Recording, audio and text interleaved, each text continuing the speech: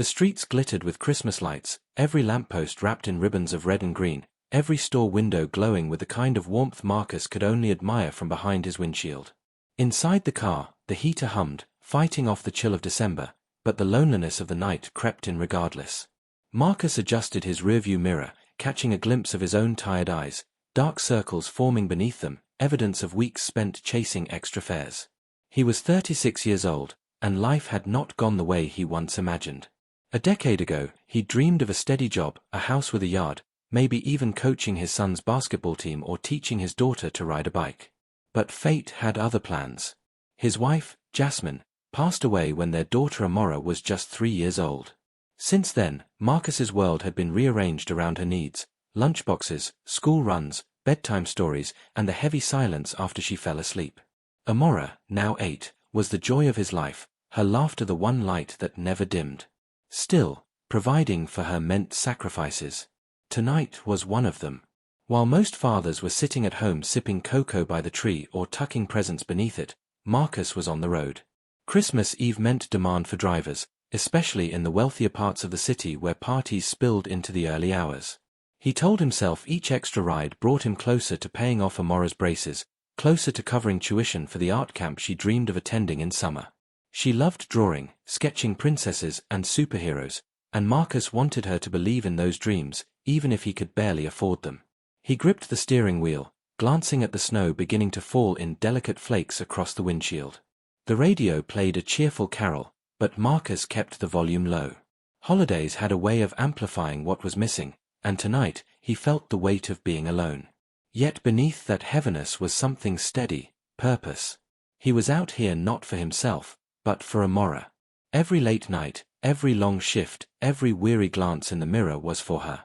As another ride request buzzed across his phone screen, Marcus sighed, straightened his shoulders, and accepted it. Somewhere, someone needed a driver, and he needed the fare. The Grand Meridian Hotel towered above the city, its tall glass windows glowing like a beacon against the snowy night. Inside, laughter spilled across the gilded ballroom, mingling with the clinking of champagne flutes and the rich sound of a live jazz band.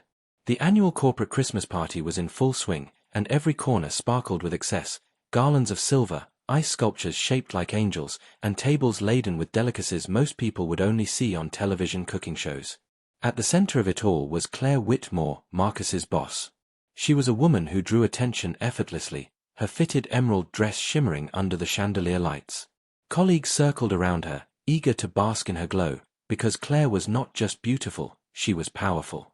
At 35, she was already a senior executive in the company, a figure both admired and quietly envied.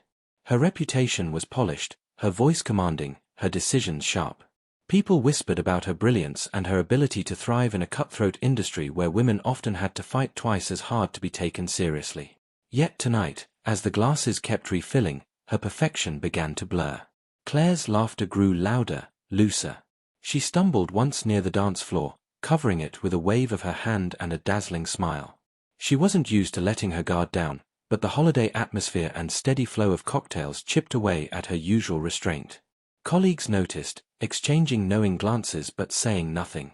After all, who would dare scold the woman who signed their paychecks? Still, behind the practiced laugh and glossy exterior, there was an emptiness Claire could not drink away. She had the corner office, the enviable salary, the house with too many unused rooms, but no family waiting at home, no warm embrace to anchor her. Each toast to love, success, and happiness rang hollow in her ears. As the band played a slow tune, she felt an ache in her chest, an awareness of just how alone she really was. By the time the party began winding down, Claire's composure had cracked entirely.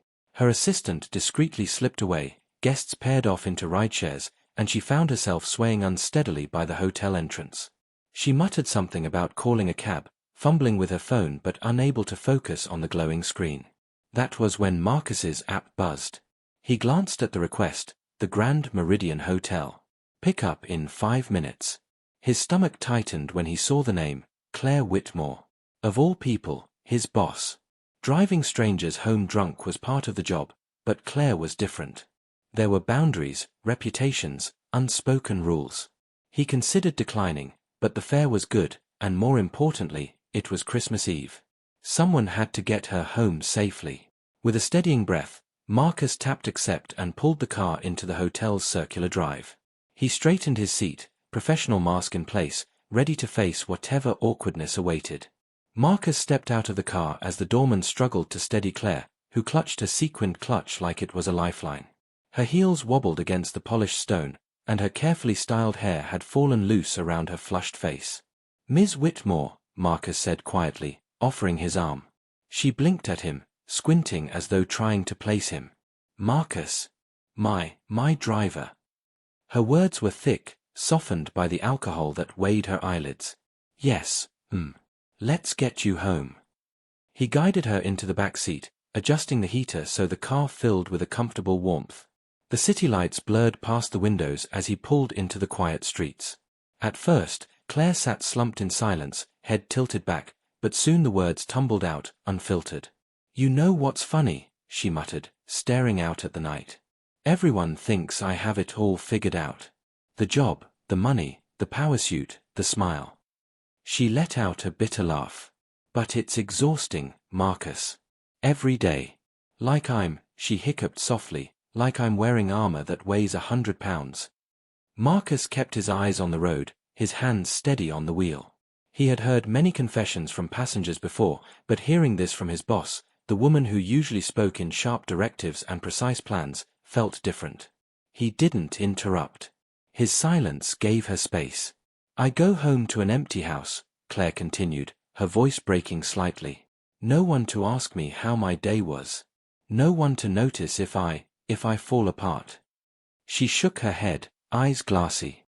"Sometimes I wonder if I traded everything, love, family, for this career. And for what? To drink alone at Christmas." Marcus swallowed, a quiet ache stirring inside him. He thought of Amora waiting at home, of the bedtime story he'd promised to make up tomorrow. His life was far from easy, but it wasn't empty. He wanted to tell Claire that success meant nothing without someone to share it with, but he kept his words tucked away. She didn't need advice, she needed someone to listen. The car slowed as they neared her neighborhood, the manicured lawns dusted with snow. Claire leaned forward slightly, her voice softer now. "Marcus, thank you. You didn't have to take this ride, but you did. That's kind." Her gratitude was genuine, stripped of status or superiority. A fragile bridge formed in that moment, between the woman who had everything and the man who had almost nothing, yet both understood loneliness too well. Before Marcus could respond, her head tilted to the side, her breathing deepened, and Claire slipped into sleep. Marcus pulled into the driveway of Claire's modern suburban home, the kind with wide windows and a sweeping porch decorated with tasteful white lights. The neighborhood was quiet, blanketed in fresh snow, every house glowing warmly as if to remind him what Christmas was supposed to look like. He cut the engine and sat for a moment, debating. Leaving her in the car wasn't an option. Neither was dropping her at the door and walking away. She could barely stand on her own, and though she was his boss, tonight she was just a vulnerable woman who needed someone to make sure she didn't wake up frozen on her front step. "All right," he muttered to himself, stepping out into the cold. He opened the back door carefully, crouching beside her. Claire stirred faintly but didn't wake. Her makeup had smudged, the sharp lines of her confidence softened into something almost fragile. Marcus slid one arm beneath her knees and the other around her shoulders, lifting her gently. She was lighter than he expected, her head lolling against his chest. For a fleeting second, the scent of her perfume, jasmine and something floral, drifted upward, stirring a memory he hadn't let himself visit in years. Jasmine. His late wife. He steadied his breath and shook it off. This wasn't about him. The front door opened easily once he found her keys in her clutch. Inside, the house was immaculate, like something from a magazine, polished hardwood floors, minimalist decor, art on the walls. But despite its beauty, it felt hollow. No photos of family on the mantel, no toys scattered across the living room, no half-finished puzzles or crayon drawings taped to the fridge. Just order and silence. Marcus carried Claire to a leather sofa and laid her down gently. She stirred, mumbling something incoherent, then settled into stillness. He found a blanket draped neatly over the back of a chair and pulled it across her shoulders. For a long moment, he just stood there, watching her breathe, the rise and fall of her chest steadying his own. He thought of Amora, probably curled up under her favorite purple blanket at home, dreaming of the gifts she would open tomorrow. He thought of Jasmine, of the nights they'd shared before cancer had stolen her away, and the sharp ache of loss pressed against him again. He hadn't let anyone close since then, hadn't wanted to. His world had narrowed to survival and fatherhood, leaving no room for companionship. Yet tonight, carrying another soul into safety, he felt the ghost of what it meant to care for someone beyond obligation. Shaking his head, Marcus pulled back. This wasn't his world, it was hers.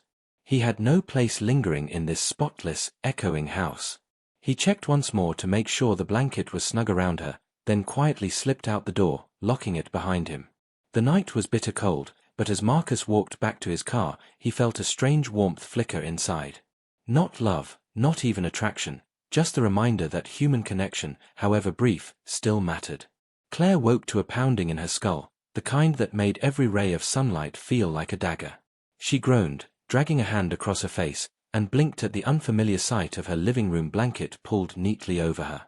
The faint smell of jasmine perfume lingered in the air, but her mouth was dry and bitter from too much champagne. She sat up slowly, fragments of the previous night flickering through her foggy mind, the music, the endless glasses raised, the ride home, Marcus's steady voice. Her heart dropped. Marcus. Panic bubbled up as she tried to recall how she'd gotten inside. Had he carried her? Had she said something she shouldn't have? A corporate executive letting her driver, her employee, see her so undone was a nightmare in itself. Reputation was everything in her world. One careless moment could undo years of carefully built authority. She pressed her palms to her eyes. What if he tells someone? What if he holds this over me? The thought twisted in her stomach, worse than the hangover. She had worked too hard to give anyone a reason to question her control. Determined to find answers, she grabbed her phone. A single message blinked on the screen. Got you home safe. Rest well. Marcus. That was it. No sly comment, no hint of leverage. Just simple, respectful words. Relief washed over her, quickly followed by something else, curiosity. Marcus could have taken advantage of her vulnerability, even unintentionally, but he hadn't. He had shown restraint, dignity. In her high-powered world, where colleagues often masked their ambitions with smiles, true integrity was rare. When she saw him next at work, the air between them had changed.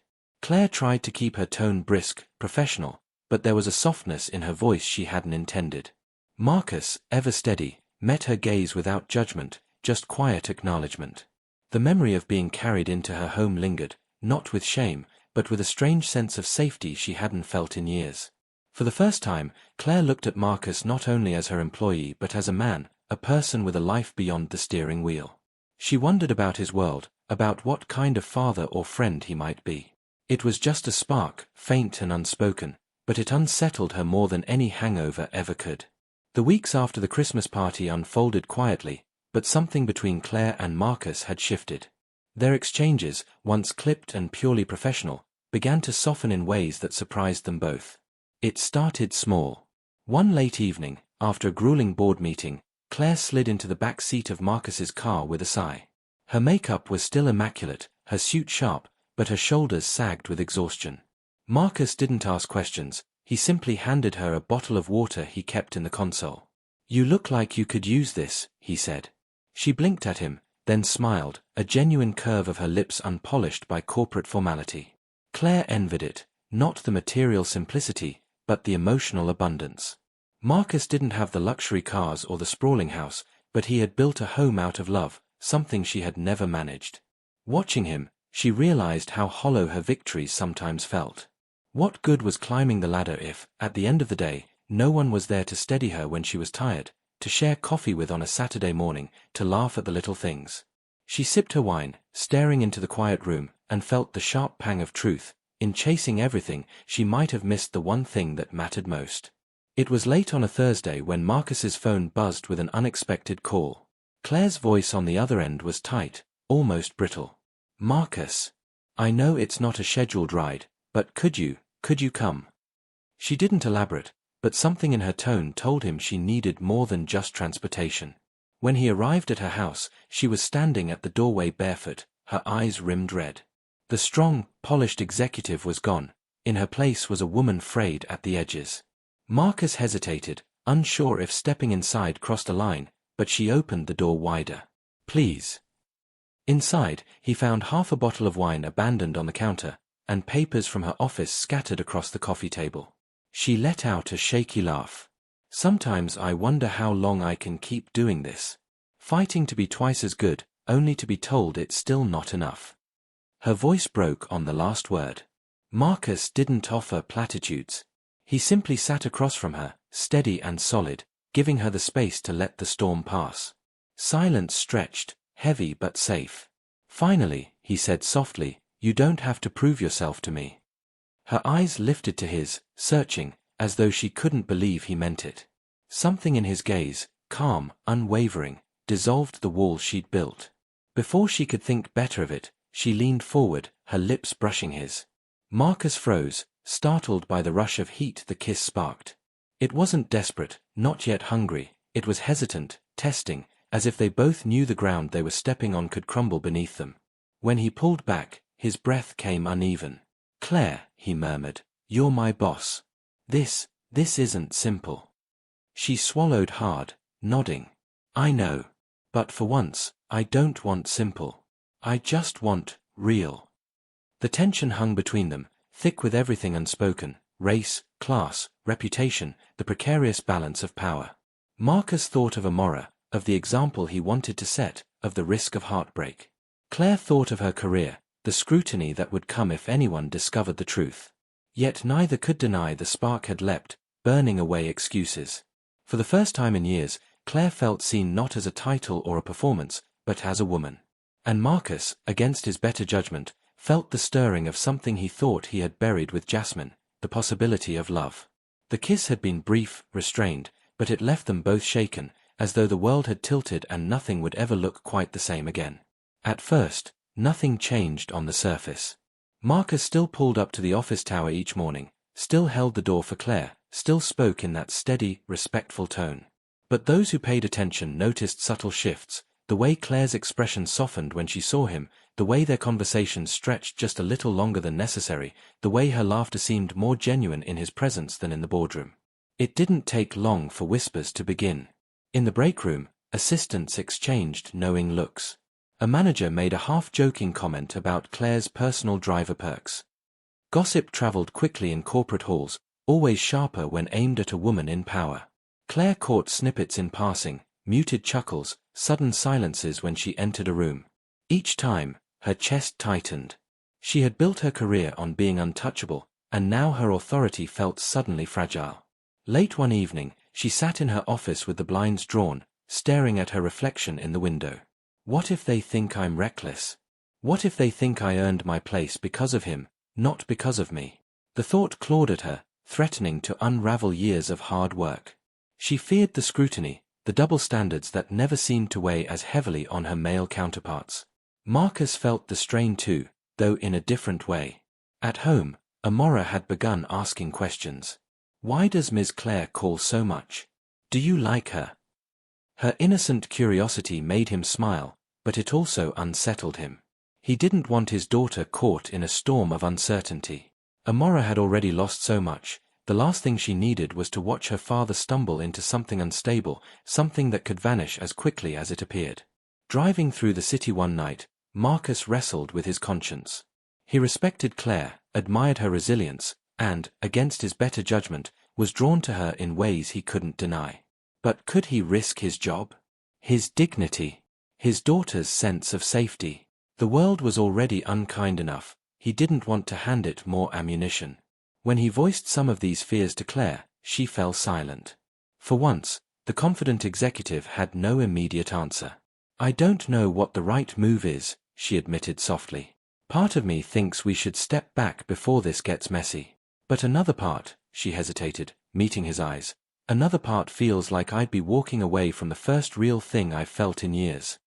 Her words mirrored his own conflict, and for a moment, they sat suspended between reason and desire. Both knew the risks.